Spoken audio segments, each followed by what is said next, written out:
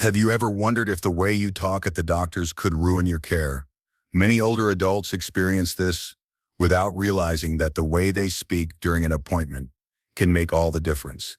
I'm not talking about fancy medical terms or knowing every detail about your health history. I'm talking about small, everyday habits and conversation that can quietly work against you. The truth is, the words you choose, the tone you use, and the way you share your concerns can shape the quality of the care you receive. And here's the part most people overlook. Doctors can only work with what you give them. If the information isn't clear, complete, or direct, even the best physician can miss something important. Most seniors pick up these habits without even noticing, and many of them come from a lifetime of trying to be polite, not wanting to complain, or assuming that certain issues are just part of getting older. But when it comes to your health, those little conversational patterns can have big consequences. You might miss out on treatment options, delay an important diagnosis, or walk away without truly understanding your next steps. In this video on Wise Living, we're going to talk about the 5 ugly truths about how older adults sometimes speak at the doctor's office, things you may be doing without realizing it, and how they can quietly harm your health. We'll explore what these habits look like, why they happen, and what you can do instead to make sure you're truly heard, respected, and cared for. Stay with me until the end, because the last one is something even the most careful and thoughtful patients often get wrong, and fixing it could change every future appointment you have. Number 1. Downplaying or minimizing symptoms. One of the most common mistakes I've seen older adults make during a doctor's visit is brushing off or downplaying their symptom. It might sound like saying, "It's nothing serious, just a little ache," or "I don't want to make a fuss about it." You may think you're being polite or not wasting the doctor's time, but in reality, you're making it harder for them to help you. Doctors rely on the details you give to piece together what's really going on.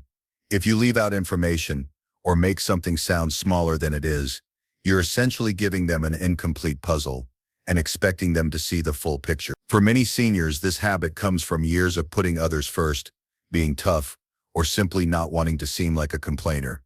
I've spoken to friends in their 70s who told me they'd lived with months of discomfort because they didn't want to bother the doctor. But here's the thing. What you think is a minor ache could be the early sign of something that's much easier to treat if caught in time. The longer you wait or the less you say, the higher the risk that it becomes something more serious. I remember talking with a neighbor, Helen, who was 78 at the time. She had been feeling a constant tightness in her chest for weeks, but dismissed it as just getting older. She mentioned it in passing during a routine checkup, and only then did the doctor realize it might be a heart issue. Further testing confirmed she had a condition that needed treatment immediately.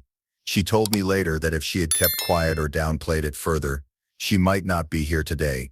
Her story is a powerful reminder that what feels small to you might look very different to a trained professional. The best approach is to describe your symptoms exactly as they are, without softening them to make them sound less important. If you've had pain for 3 weeks, say 3 weeks. If your sleep has been disrupted, say exactly how often. If it's affecting your daily life, be honest about it. It's not complaining. It's giving your doctor the tools they need to do their job well. You're not asking for sympathy. You're giving the facts so they can help you stay as healthy and independent as possible. When you speak openly, you take control of your health in a way that's both respectful and effective. A good doctor will appreciate your honesty and use it to guide your care. Remember, the appointment is your time. Don't waste it by hiding the truth about how you really feel. Number 2, talking in vague or unclear terms. Another habit that often causes trouble during medical visits is speaking in generalities instead of giving clear, specific detail. Many older adults will say things like, "I just feel off," or "It hurts sometimes," without explaining when, where, or how it happens. While those statements might make perfect sense to you, they leave your doctor guessing, and guessing in healthcare is dangerous. The more vague your words, the harder it is for the doctor to pinpoint the cause, which means the diagnosis and treatment could be delayed or even misguided. One reason this happens is that we often forget to keep track of our symptoms. By the time you get to the appointment, it all blends together, and you end up giving a short, hazy description. Another reason is habit. In everyday conversation, vague language is enough for friends or family to understand you, but a doctor needs precision. They need to know exactly how long you've had the symptom, what triggers it, how intense it gets, and what, if anything, makes it better or worse. Without that information, they're left trying to read between the lines.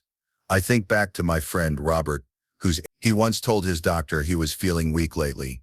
That's all he said. The doctor asked a few follow-up questions, but because Robert couldn't recall details like whether the weakness came in the morning or evening, if it was worse after walking, or if he'd had any other symptoms, the doctor didn't have enough to go on. Weeks later, after the weakness worsened, more tests revealed anemia that could have been treated sooner. Robert admitted later that if he had been more specific the first time, he might have avoided those extra weeks of feeling drained. The best way to avoid this mistake is to prepare before your appointment. Write down your symptoms when they started, how they feel, and what affects them. If it's pain, describe it. Is it sharp, dull, burning, or throbbing? If it's fatigue, does it come after meals, in the morning, or only after physical activity? This level of detail not only helps your doctor understand you better, but also speeds up the process of getting the right tests and treatment. When you give precise information, you're not being difficult or overcomplicating things. You're helping your doctor connect the dots. It's like giving them a clear map instead of a blurry sketch. And when your health is on the line, clarity is one of the most powerful tools you have. If you're still watching this video and finding these insights valuable, please comment number 2 below to let me know you're here. And if you haven't subscribed to Wise Living yet, I recommend you subscribe and turn on the bell so you don't miss any video. Your support helps us continue creating good content to inform and inspire you. Now let's move forward. Number 3. Not bringing a written list of concerns. One of the biggest missed opportunities I've seen older adults make at a doctor's appointment is showing up without a written list of what they want to discuss. You might think, I'll remember everything once I'm there. But the truth is, once you're in that room, it's easy to forget half of what was on your mind. Maybe you get caught up talking about one main problem, or the doctor asks questions that steer the conversation elsewhere. Before you know it, the visit is over, and you're driving home, realizing you forgot to mention 2 or 3 important concerns. This isn't about being forgetful. It happens to everyone, especially when the appointment feels rushed, or you're trying to recall details on the spot. But without a written list, you leave your health to chance. Doctors aren't mind readers. And if something doesn't come up during the conversation, they won't know to address. I've seen friends walk out of appointments still worrying about the same issues they had going in, simply because they never got around to bringing them up. I remember my friend Margaret, who went in to talk about her blood pressure medication. She had also been having trouble sleeping and occasional dizziness. But by the time she left, she realized she'd only discussed the medication. Weeks later, the dizziness got worse, and it turned out to be related to her blood pressure controls, something the doctor could have connected earlier if both concerns had been discussed at once. That delay cost her time, energy, and extra trips back to the clinic. The best approach is simple. Before your appointment, sit down and jot down every concern you have, big or small. Number them in order of importance. When you get to the office, hand that list to your doctor or keep it in front of you so you don't miss anything. Even if you can't get to all of them in one visit, at least your doctor will know they exist and can help you decide what needs attention first. Walking into a medical appointment without a list is like going grocery shopping without knowing what you need. You'll almost always leave without something important. But with a list, you take control, make the most of your time, and ensure that every concern, question, or change in your health gets the attention it deserves. Number 4, assuming the doctor remembers everything about you. Another habit that quietly hurts many older patients is assuming the doctor remembers every detail of your medical history from past visits. Even if you've been seeing the same physician for years, they often treat dozens of patients each day. They may remember the general outline of your health, but they won't have every lab result, past symptom, or medication adjustment in their head. When you assume they already know, you might skip over important updates or changes, and that can lead to gaps in your care. I've seen this happen countless times. A friend of mine, Walter, went to his regular doctor complaining about joint pain. He assumed the doctor remembered his history with gout and didn't mention that he had also started a new blood pressure medication a month earlier. That detail turned out to be key.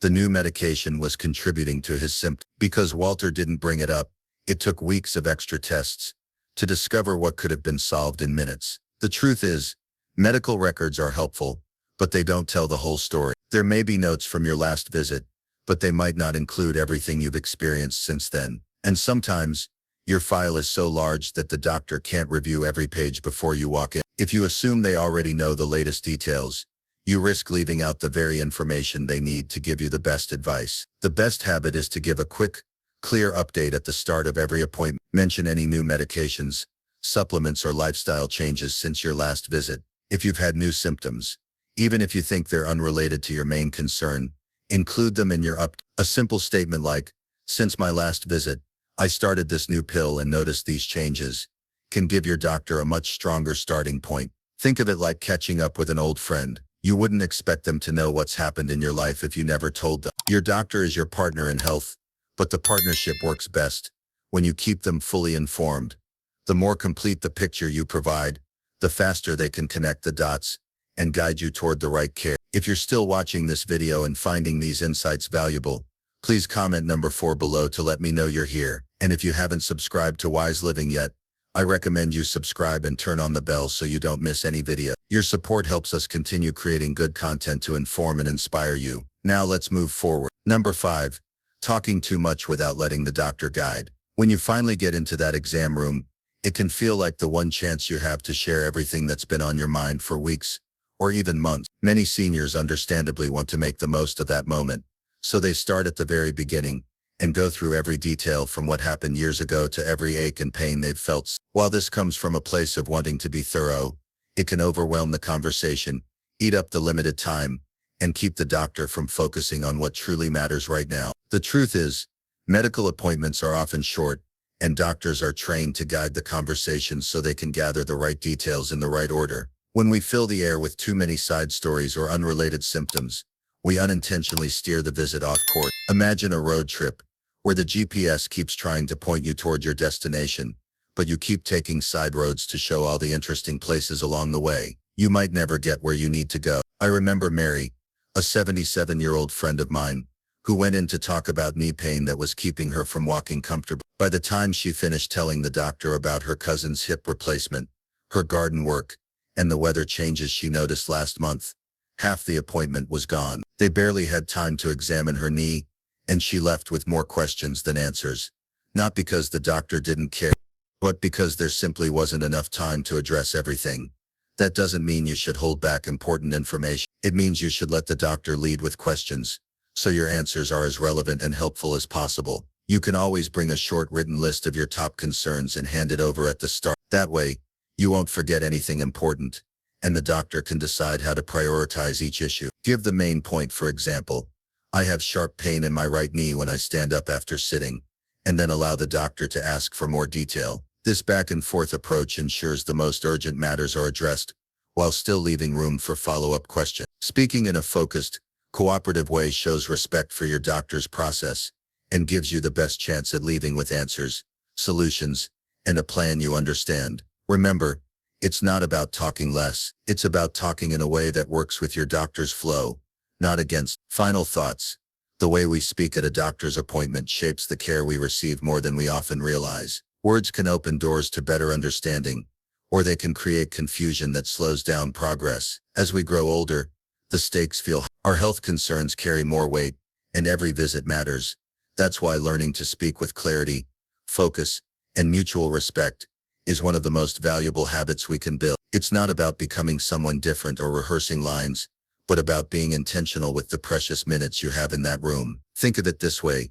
Your voice is the bridge between what you feel and what your doctor can help you with. If that bridge is clear and sturdy, the path forward becomes easier to walk together. If it's cluttered with unnecessary details, mixed signals, or frustration, the journey slows down. Small adjustments, like preparing your main points, letting the doctor guide the flow, and speaking honestly without fear, can make all the difference. I've known seniors who dreaded appointments because they felt unheard or misunderstood, but I've also seen how those same people transformed their experiences by simply approaching conversations differently. When you leave an appointment feeling confident that your concerns were understood and addressed, it brings peace of mind that goes beyond that one visit. So the next time you sit across from your doctor, remember, you're not just a patient, you're a partner in your own care. Your words, your tone, and your willingness to work together are powerful tools. Use them well, and you'll walk out of that room with more than just instruction. You'll walk out with trust, understanding, and hope for better days ahead. Thank you for joining us today on Wise Living. We'd love to hear from you.